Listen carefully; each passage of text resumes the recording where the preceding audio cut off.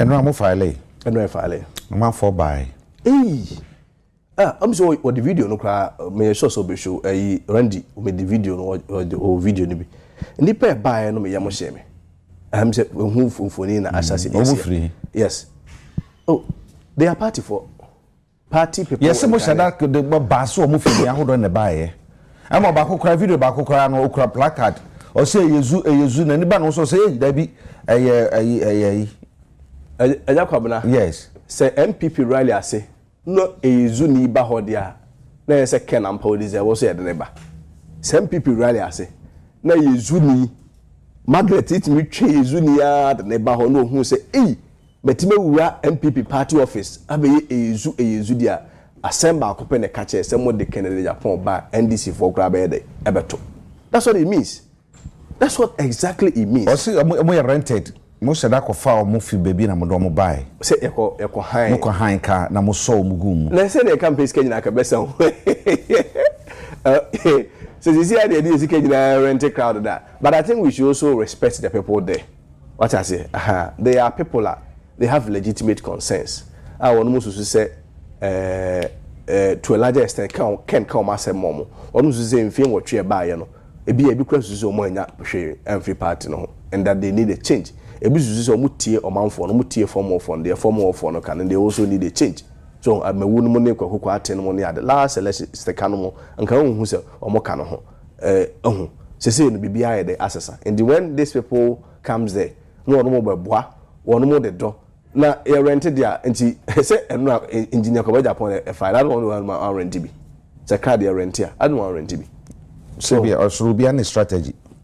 As an entire strategy rented some more renting. Oh, Debbie, I don't think it is a fair description and shows respect to one more the Omo a party for and a two. It demonstrates also the mobilization skills of Ken. Who's a Ken? He has always been for the grassroots. Who's a biblioca grassroots for some a form for no more form for more form for no a form for Debia. He's always fighting for them. And the Papaya or the charity is always doing, and then we'll see where cardiothoracic center or what or you the companies or found Juma. Now send you pay about the workers and 7,000 about her common call. So the workers in Pokran about her common call. So they cannot be rented crowd. Yes, Banchina, a Jacob and Penfo say Jan Bede, a better. 31st will hire. Whether it's rented or it's not rented, 31st will show. Yeah, should be a candidate in Ankasa in person, Dr. Honorable Agyapong. Ni all chances are who do be a woman ma said the Kukomun some Kultumba come abonting at 2 nipa home pay, and it's an eminino. I must say, I'm a fool to say, or individual crown went to me and Anton and Nareka. Now, Utubi Kasaye. Said Obaka Sebia, na said ne o ma muni nyina na ye de be hye ne sadia ene se ne ne ye wukura enti ne nsam na no di nsam o keka se do sikasa ye no bibia e ma no ensem fata se obeye mampani se ye kasa okasa obabubo saa ne mo keka ne nyina so obi kasa one ne ya adwan one ne ya adwene na se ngofa gaze o ma resisi de no e de kids na my GP no form 4 and 17 enye nipa no asamka intelligence nipa ko nye legible biara. First of all, so ka say yesi Kennedy Agyapong enkofo say Kennedy Agyapong anu ensem keka mesoma te say enkofo say Kennedy Agyapong e ka oni bi asema no mate say Kennedy Agyapong epe awisia ene ajanka ene akurafo ayede asem mate say Kennedy Agyapong say Kennedy Agyapong efa nkofo bebre e wonwumam nkofo bebre so ka say Kennedy Agyapong e ka no kre nkofo bebre e ka say Kennedy Agyapong wakogodro nkofo bebre say person fight corruption pa person fight galamsa Kennedy Agyapong ene edin ene na kokodro ene na tema ene na hombase ana you be fight corruption. So people have also said that. So it depends on what you focus on. But no crap, my main case I want to. Me tell a few so enya me want to say you Kennedy Agyapong or you high before. Debi Kennedy Agyapong ya before. Kennedy Agyapong ye nipa. Kennedy Agyapong ewo strength or normal in who so oh papa we dey na ho dey dey any. So I could draw the obi in dispute. The near thing or can't go fast and be the MO or grassroots man. Those are people don't dispute it. And Kofobi say, oh, can the Okasadodo? What they offered those character assessment of all the other candidates? not about me. The man is very humble, and but I've also heard people who are saying that he's a weak person, and so weakness, humility, it all depends on how you see it. So whilst people see Ken say, oh, Ken Okasado, no, Ken is an outspoken person. Ken is a person who is so passionate about getting things done. Yes, or what no maybe, and as some of them know. And no maybe they Ken doing Agyapong, no Ken say 99.9% of them were done in defense of the party. I'm one example. Yes, Ken so party for Jimmy for the party for them. And what then the by President Kufuor. Or penny a friend Gabi as a Roger Dako, or penny a friend be there too, and a penny a friend as a Mafo. And no money party form penny for a cashier party for Ewo Kuforidia. A demo penny bakufi, and a party near record door, or no more common moody at the Mark Cry FM, a pro NDC station, so more. No, I said no, the power yellow, so when the answer when yes, sir, a bisabu will be a Jimmy in the bear, sir. In this case, you know. What description best face will be a party as semi year can or the other. So semi year can the Babontin, it nearly brought a rift between the Ashantis and the Chims. I give you one final example. As you can Agyapong, did software attempt. And there will be people say, what do software attempt? I said, no, maybe a president, you need the president be a software attempt. I don't know what they also did software attempt. A dear and no more. 2,000 years ago, a day and a Christ a year, and neck in Agyapong after 2,000 years when Christ has gone repeated the same thing. A bell we are sorry them Hong Kong for, they are sorry neighbor pool, or Mudina Midi Bapu, yes, Sim Crawford, yeah, Jim Crawford cast, yeah, Jim Crawford, you know, a day and Jesus Christ here then. Is that not the same thing that Agyapong has done? What I said, woman sophobia, or could not attempt that. Yes, I prejudice of could not. Yes, be here when I yes, say, or can say, say. He will say, he will expose the party. I will come party in the first so the winning election. If you dare me, I will expose the party. I will come party in the first so the winning election. And he doesn't be a security be a no one with him. I ain't going to first so the winning election. Party in the first so the winning. I'm more dare no and go back to. Oh, Agyapong, I think the principle of what he was saying was simple. The party for Muntie the Ghana for Eka. Party for Muntie their party for Eka. Party in penny for a form of necessary. Listen to them.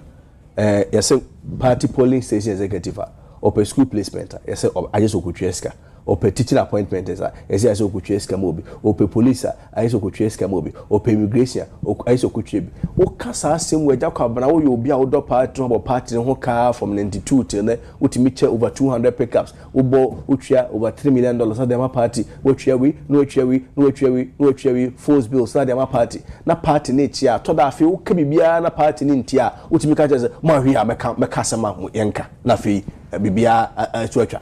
So that was the base, the context. What now would they when you have said? Because I know when you have said. Let me show you common. But you know what I was saying. I think that's a most don't dare me. Move for crime. But if I say, I will show you how we won the elections. It doesn't only means that we stole it. It's a matter of strategy. It's a matter of strategy. Strategy does not only always mean we could be agree. I mean, it's a perception that more be Agyapong. But I'm telling you, as a spokesperson, that the context was just to draw or forcefully draws the party's attention to. And no maybe na party for the complain hindered their attention. Or Casano, I feel no margin, now so any person as a marker. I've had a correction from Enya Kobiamo. Or Sakufa the first when you are 49%. Lawyer Kobiamo Assasi University. Or so on call 49%. You saw a source was 30.9, then over Dubai to Kofo 39, then to Akufa 49, right? Then to Baumia 41. Dear, up, down. Mo party no be doctor owura kan Agyapong grassroots said they can no be pay owura kan Agyapong asem but on mine no adwene sa so no betumi aboa Agyapong bana so ka de bancha bongum Agyapong bana wo de oye fa camera na modwuma mu ha ye pon a me free ha no obi aka se Kwesi Kwarteng bi kro no obi akodi nkomo no mo anko party mo am ha no mo ni nkomo no mo emu so mo se ho na mo de ne ba ye beto enye na wa aka che me se enu na ye rally ye ko NDC fo bi gina mo se Yesu no obi se obi di moto na mo se Yesu second Agyapong team of MPP party office am NDC near onu twema kwa ne ba bi NDC atade atimi di moto atimi di akira afiri ba bi ofiri ewura ho abepeja ne nsa ka che so Kennedy dia. It should tell you something that if you bring the man, the MPP people, the NDC people, and the people who believe in the business community, they are all going to go for him. Yes, Kwabena do a survey in Trotro, in churches, in mosques, in the northern part in Empire vote to Amano, in the Zongo communities. Trotro station, Nebuza is one ad neighbor ever. Kosek and Nebuza Boise, someone ad neighbor. Well, you see, 2028 is not just about the parties. It's also about the credibility and trust of the candidates. One homogeneity. Ghanaians are brave politicians, you know. And you will be homogeneity, say, Papa, we ask more can obey there, obey you. And a lot believe and have full confidence in Agyapong's personality, say, about obey my day. Ayo. Kwesi Kwarteng medase. Kwesi Kwarteng na kasa edema owura Agyapong na ni na bu npunimpu.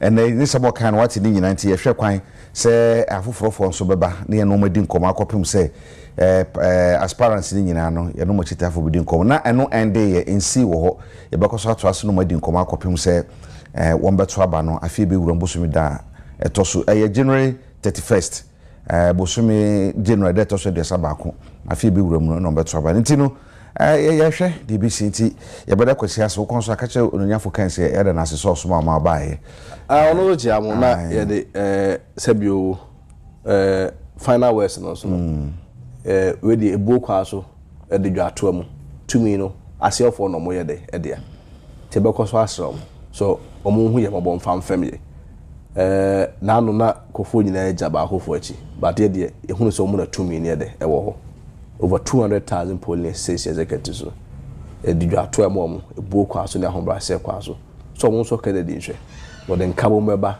ama party na ayakono Kennedy is about 2028 so no you will GDS obewini elections na my party and the almost second chance and come on mudi second chance in this contest it will not work because unya akonya sa obosom for the past 16 years more than half of the period that the party has been in power you had the opportunity but this is the performance how there unya and this is the time in the spirit of unity, in the spirit of revival, you hear new face. You hear will be a party for the genetum. You hear will be a party for no. You who necessarily see the account where they or you. You hear will be a wakama grassroots. You hear will be a grassroots to asamaya amano. And the most important thing here will be a Kwabena. Na brabo nyina aye edwuma bi eno na no ma mamu ane mante ne mabawa ne ba ho because they believe in Agyapong's message so be create nyuma ye de amomo at an individual level he's created more than 7,000 jobs and we need such a person now your highest and the biggest problem confronting which has to do with unemployment of my and that is what Ghanaians are calling for at the moment. Have you taken into consideration Onipa or in the contest here year 2024 election the important contest here no the former president of the republic ne boss na Danko Kufuor a contest and you know what share Mampeni Mahama ni mudru Dr. Baumia a contest here no have you taken into consideration you know but President Mahama contested also as a former president of the country to Akufo-Addo, who has never even been a vice president before, who has never been a former president before, and lost 1 million votes. It means the candidates count. Okay, in 2016, President Mahama and the President Akufo-Addo contested. At that time, you know, President Akufo-Addo was not a former president. The highest position I occupy in the history of our party was what position? Was a minister of state. 2 ministerial roles. Okay. Foreign affairs and attorney general. Yes, so his popularity alone was able to win us victory with 1.1 million votes difference. 1 million votes difference. No crown point the share President Mahama. It took him 8 years. And 1.7 million. Dr. Baumia de Lucy. How many years will it take? By just simple logic and proportion, it's going to take us about 14 to 15 and a half years. 1 and 2. Who 40 or 50? 56. and as over 50 so e be do now 66 to say friends say 67 years long pension party no so far so be no ayede wonya nti be bia party ni gina be bia party ni gina brand be party na ho oden ni gina say dey you need somebody a grassroots for na feel for no be gina tum the man for no be gina tum what track mu what to ma e dey be no omobo obi ase ye fa kan Agyapong mra ye be dey ye beto this are one more second chance. Let me state on record, second chance should not be a reward for showing up. No, it should not be a reward for showing up. Yes, sir. We'll be able or see a man a second chance, or see a man a second chance. We need leader and for agility. Leader or no who say I uncofa and our warrior sonko eda agriculture mu any socio-economic transformation. Leader the Kwabena Kennedy bar. Senka yeah galamsey. Do you know what is going to be Kennedy's galamsey? Kennedy's galamsey is going to be tourism. Tourism moment in because if you go to other developed countries, that is the area they've exploited. Tourism is going to be Kennedy Agyapong's galamsey. When I'm for about Raniako to explore the tourism center, ama the sector, the tourism sector, ama afi sika aba mama yedi so ayede aba omainu. Remember the mahodo obetumi yes. Ye beba ho. What would you say you made a mistake by bringing Dr. Bawumia in 2024? Say ebia o share analogy ama ye say Dr. Duboahen ekosoro na etoatoa so kufo baaye na ekona na do baaye ekosoro kopi so and Dr. Bawumia etiba from say shim. And would you say the party made a mistake so Dr. Bawumia baaye in 2024? We had high hopes in him. O share your candidacy cry bia obia ni ho ano amakate ne ho say Dr. Bawumia. Nti enim say ka obia amakate ne sa ade ko ye ton na ye be de ye beto. But say na marketability is not the same as acceptability. You can indeed market a product, yes, so the product will be rejected by the people. Because 16 years within the space here, the highest marketed person can say near the Heba. And the normal issue of Kakai, who say your party, your target say a camp party. And the game fat be a Indian some more than northern party somewhere. The NDC can be called be a northern voice, so can be a Dr. Bawumia back and also be the Ebaba. I remember example. Menoka say there are 5 regions in Ghana, MPP in the parliamentary rep back say because you no mama to my presidential candidate no better parliamentary candidate no. Ti asem you 5 regions you need a single parliamentary rep. There 9 regions or Ghana ha 9 regions and out of 9 regions no parliamentary representation all should be 98, MPP will move 5, NDC will move 93. Yet by a 2 years.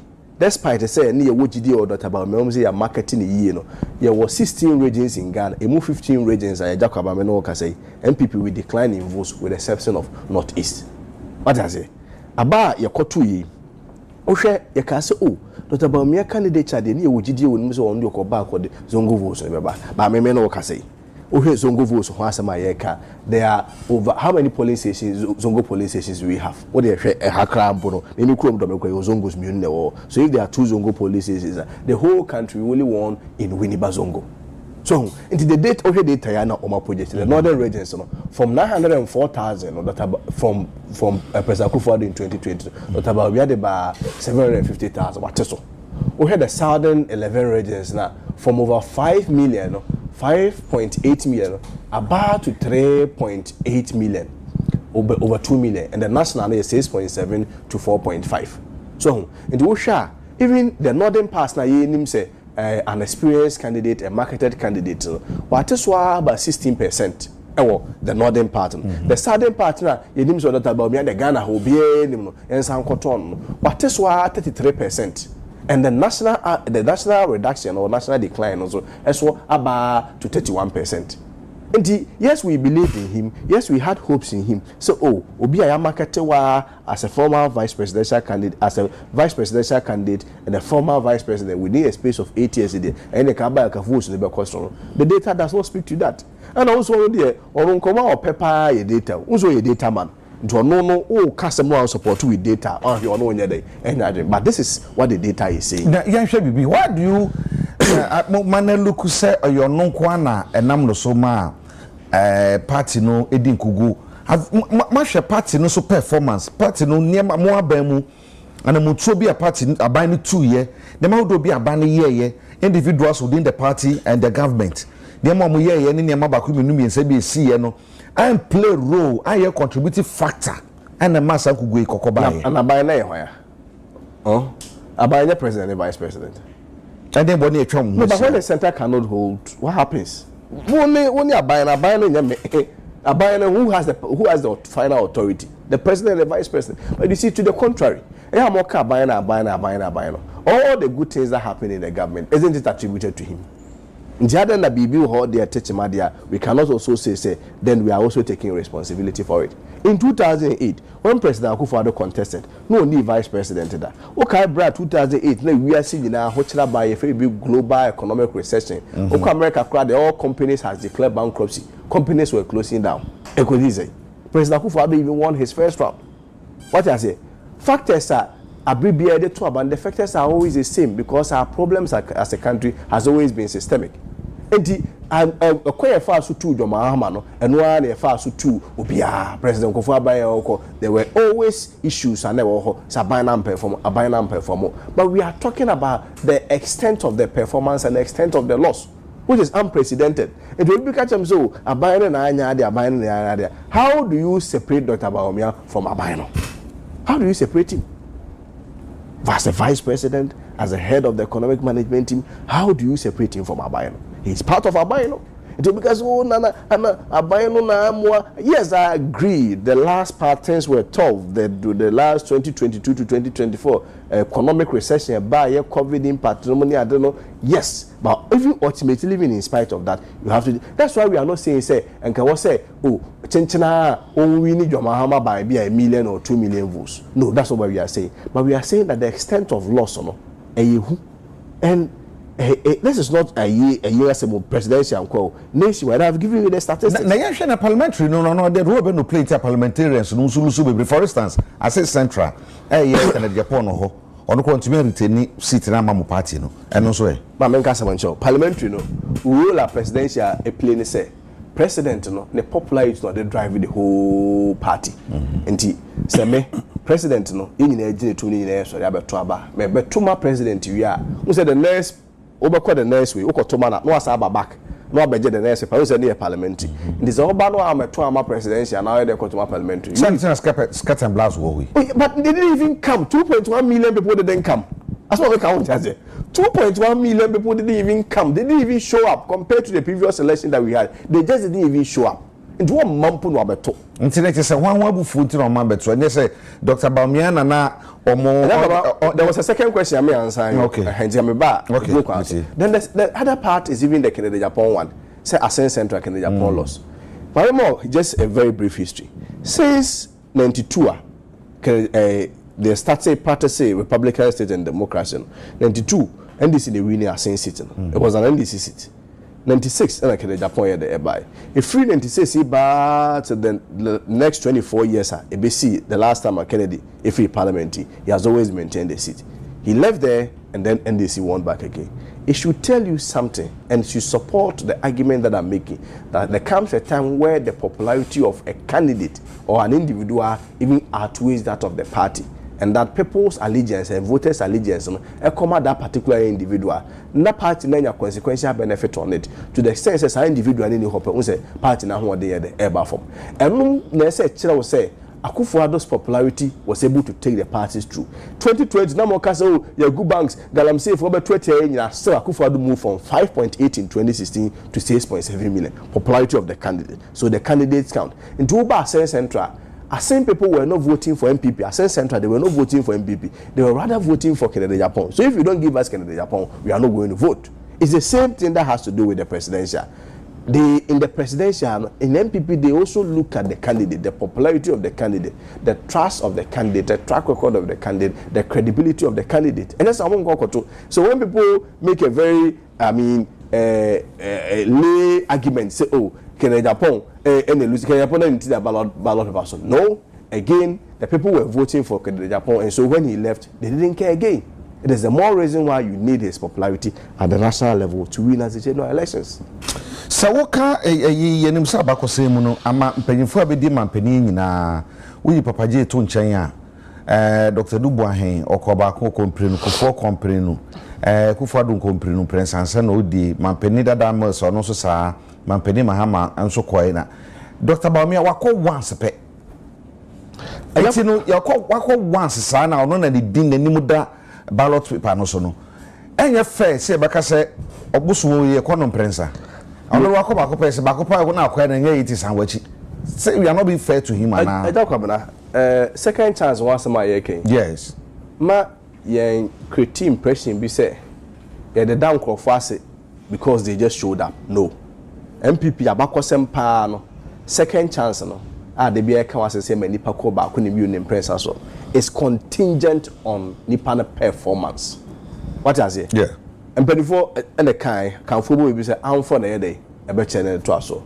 So am for na channel to aso yes we di bidi akwa so we di fata akwa na nyankwa kwa nyaze na we so di bidi akwa na akwata kwa nyaze na wo chemfa ma e be na edi bidi akwa no ye de ho abodin e ma da bi e be ya ye every also. In the history of MPP, Professor Duba Hekofa the party by when the President Rollins contested the first time on 30.2%. Assembly you. At that time, no, near transition from the military era, Rollins had full and total control over the party of the country. Yesterday, Professor Duba in 1.2 million. With him, Professor Duba votes difference on the President Rollins here was 1.1 million. Then we came to Kufuor. Kufuor then came in 96 and will beat Professor Dubois. Party for Professor Dubois, what Kufuor party by despite all the hostile environment and the election no kwa you who your ballot papers no kwa the soldier for na ye you who the ye sebi ukoye de ukonkode then so performance no na enye yi enum bo lose 1.1 million po with 30% almost seal. And President Kufuor by President Kufuor move President Dubois no the first time performance to 39%, 9% increment. How do you say will be over from 30 to 39? Uko yinefrim. No, they buy. Yeah, Kufuor the first time. Kufuor the first time no kwa no so 45%. How do you say will be over 39 and the 45 from 30 to 39 to 45%? How do you say we yinefrim? So then President Vice President Bawumia comes in his first time. He then draws Akufo-Addo's 45 to 41. And now number who said Minya Dennis Miracles about or to TV so no message but say hey Dr. Bawumia already 41 that into the here 9%. And I was surprised. I just say who onipa sebia na dream mode and akasa asem no chero.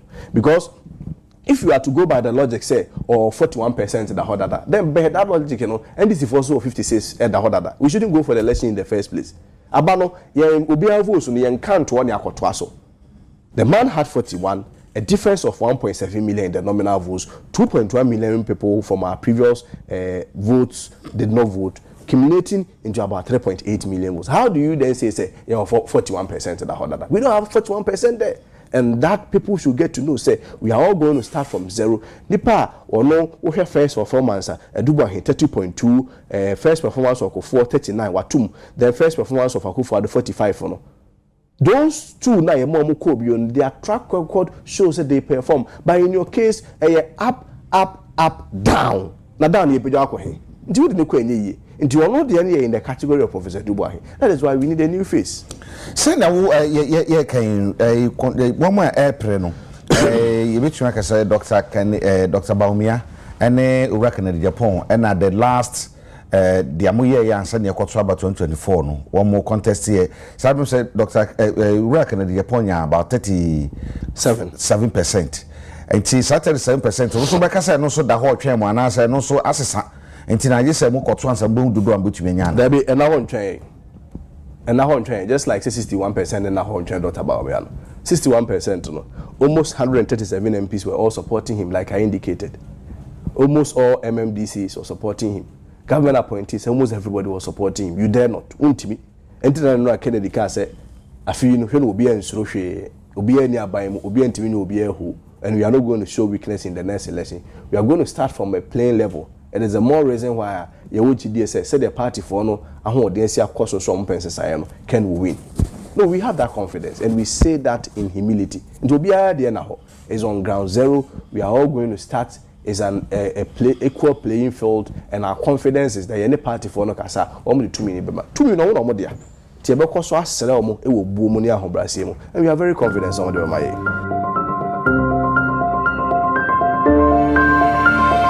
Agyapong.